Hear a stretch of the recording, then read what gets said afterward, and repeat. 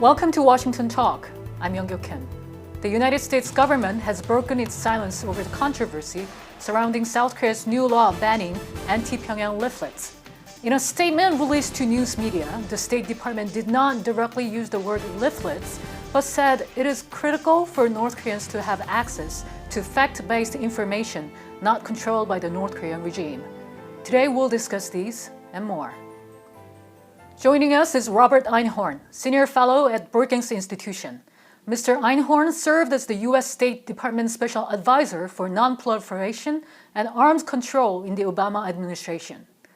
Scott Snyder also joins us today.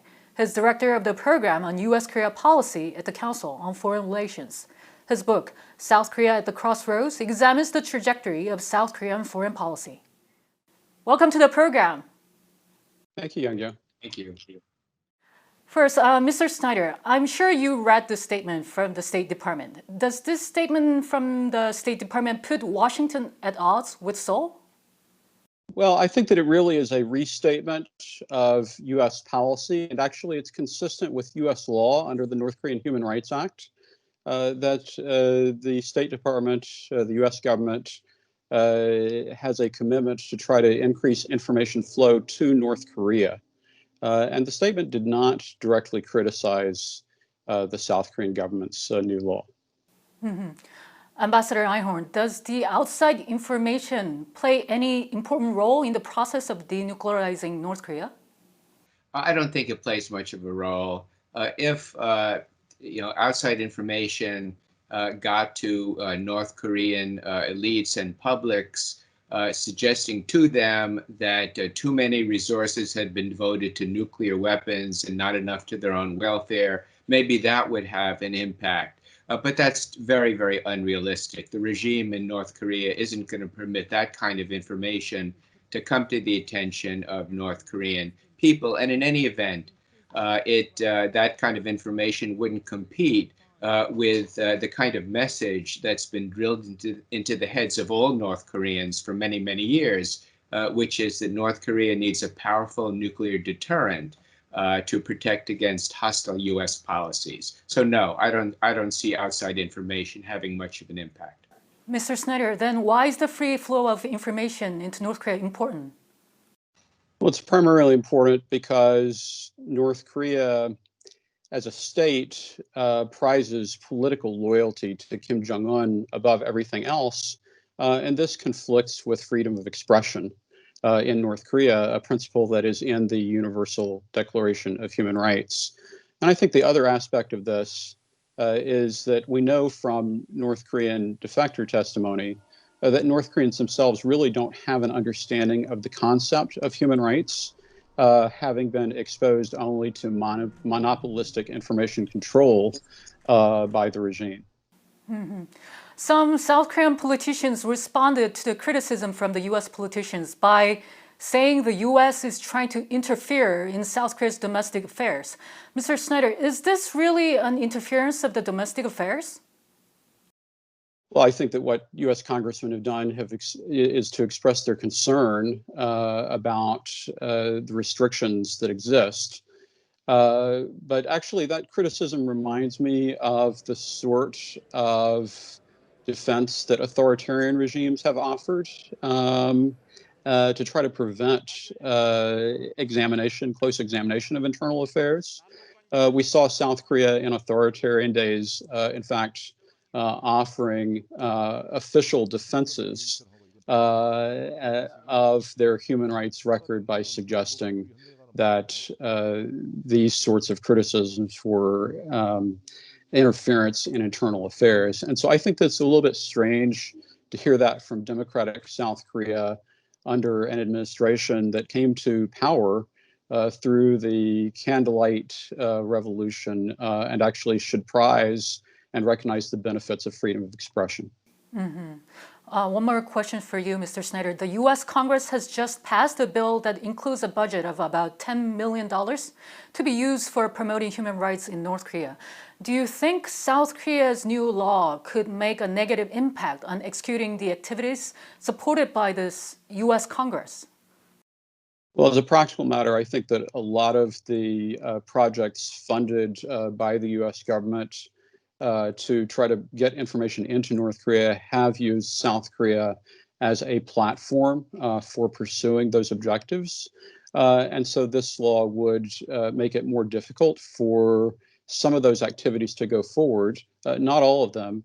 And I think that the really critical distinction that probably would be good to see on the part of the South Korean government is a distinction between activities like leaflet launching near the border and other more general activities like information dissemination by radio and other means that do not involve presence near the DMZ.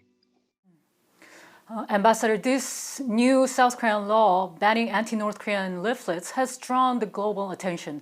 At a hearing in the UK Parliament, Michael Kirby, former chair of the United Nations Commission of Inquiry on Human Rights in North Korea, said it is likely that those actions may come into conflict with the policies of the US new administration.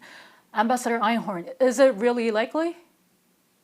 Well, the new law could clearly expose some differences between the Biden and Moon administrations on questions such as freedom of expression and human rights. And that wouldn't be very helpful. It's very important for there to be as little daylight as possible between the two governments.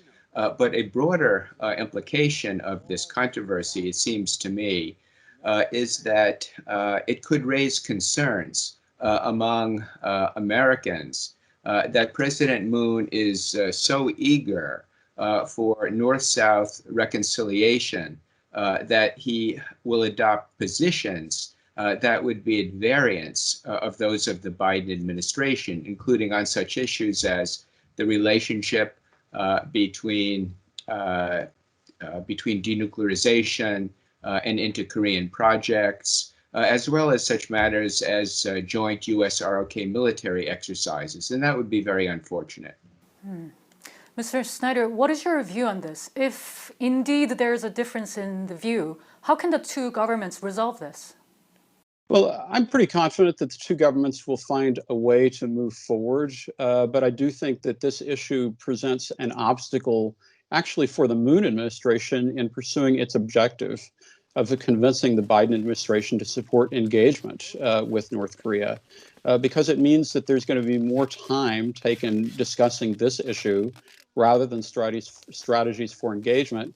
And it also raises the political cost for a Biden administration to engage with North Korea, because there will be cautions and criticisms coming from Capitol Hill that will result from the way in which the Moon administration has tried to implement this law. Mm-hmm. The new chair of the U.S. House Foreign Affairs Committee, Gregory Meeks, said U.S. President-elect Joe Biden will not send a love letter to North Korean leader Kim Jong-un. The Biden team has always made it clear that the meeting with Kim Jong-un is not likely if there's no foreseeable progress in denuclearization. So, Ambassador, can we assume that the symmetry between Biden and Kim Jong-un is not likely unless the North Korean regime takes some tangible steps in the denuclearization? Given the nature of the North Korean regime, where all decisions, important decisions, are made at the senior-most level, direct engagement with Kim Jong-un is going to be necessary at some point in the process. But President Trump, I think, made the mistake of believing that personal diplomacy and beautiful love letters could overcome major substantive differences between the countries. And the North believed that it could exploit President Trump's ego and his political needs. And they therefore wanted to deal directly with him personally, rather than engage at the working level. Now, I don't think President Biden will rule out meetings at the summit level, but I think, given his experience, he's likely to want to meet only if progress has been made, very substantial progress has been made at the working level, and if he believes, he has reason to believe, that involvement of the leaders would have a reasonable chance of resolving all remaining issues. In those circumstances, I think he would be prepared to engage with Kim Jong-un. Meanwhile, South Korea's foreign ministry affiliated think tank predicted the incoming U.S. administration of Joe Biden could seek dialogue with North Korea next year. Ambassador, how do you see the possibility of the U.S. initiating the dialogue this coming year? Is this a wishful thinking from the South Korean side? Maybe it is. We will see. The Biden team understands the nature of the North Korean threat, and they're concerned by that threat. They know that there's no military solution to the problem and that negotiations will be necessary to try to resolve it. But I don't think they're going to be anxious to rush into talks with the North Koreans. The Biden administration has other priorities, especially domestic, but also other foreign priorities. And in terms of foreign priorities, they're going to want to give priority to working closely with the South Korean government to restore South Korean confidence in U.S. security commitments, to ensure that that allied deterrence and defense capabilities are in good shape, and to develop a common negotiating approach to North Korea. All those things will have to take place, and the administration will take months to get its full team in place. So there's going to be time. The risk, of course, is that Kim Jong-un believes that he's being ignored. He may decide to engage in provocative actions to try to get the world's attention, like a nuclear test or a flight test of an ICBM range missile. That would be very unfortunate and could foreclose prospects for diplomacy. So to head off such provocations, I think it would be very useful for a Biden administration at a very early stage to state publicly that it looks forward to constructive engagement with the North Korean regime.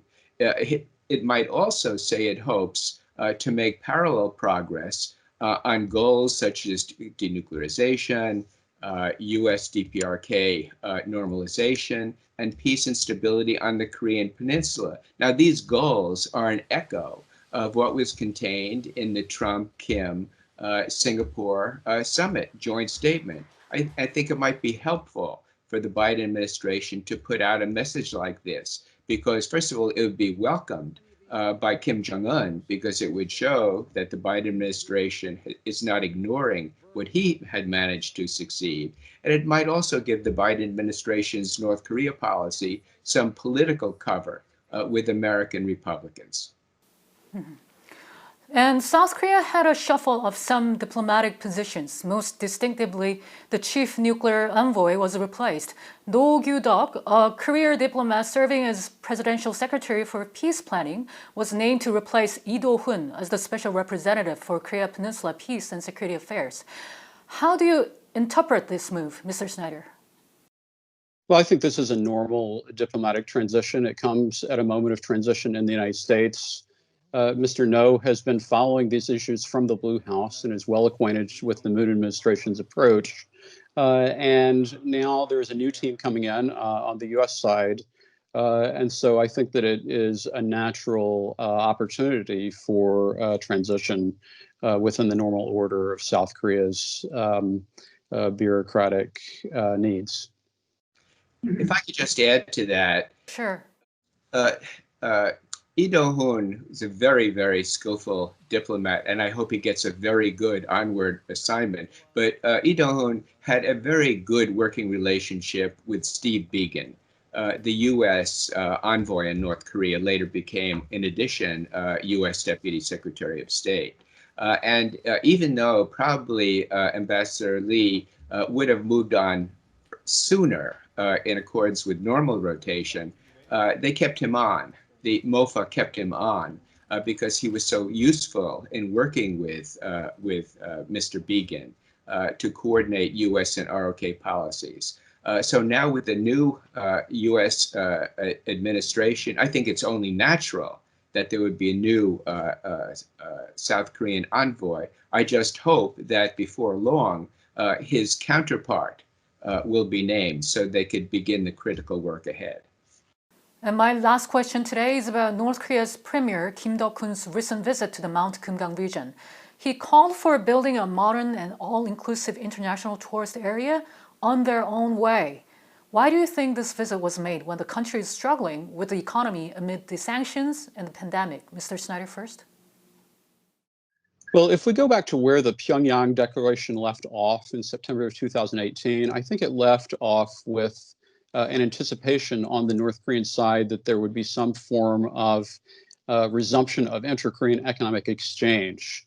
And so I think that the North Koreans are providing a not so subtle hint that they would like to see South Korea come in at this time, really in the role not of intermediary that South Korea has played previously, but rather as either a patron for North Korea or an agent to try to convince the Biden administration to ease off on restrictions of economic flows into North Korea. Mm-hmm.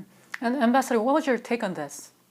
Yeah, look, I think it's very important that the Biden and Moon administrations try to develop a common approach toward inter-Korean projects and the relationship of those projects toward progress in denuclearization. I think it's very, very important. President Moon has clearly been very frustrated that the stalemate on denuclearization has, in effect, well, it's more than impeded. It has blocked progress on inter-Korean projects that are so dear to him. Now, clearly there has to be some relationship between the two, and inter-Korean cooperation can't get too far ahead of progress on the nuclear issue. But I think it would be good for the Biden administration to show some flexibility here and to permit some inter-Korean projects to go forward, even before this early major progress in denuclearization. Now that could involve some exceptions to existing sanctions, but I think in a number of areas it would be very good for the Biden administration to support those exceptions to ensure strong support between the United States and South Korea on North Korea policy. Well, we now have less than a month until the new U.S. administration takes off. And up to now, North Korea has remained silent on President-elect Joe Biden. Only the time will tell how North Korea will make the first move. Ambassador Einhorn, Mr. Snyder, thank you so much for being with us today. Thank you very much. And that does it for this week's Washington Talk from Voice of America.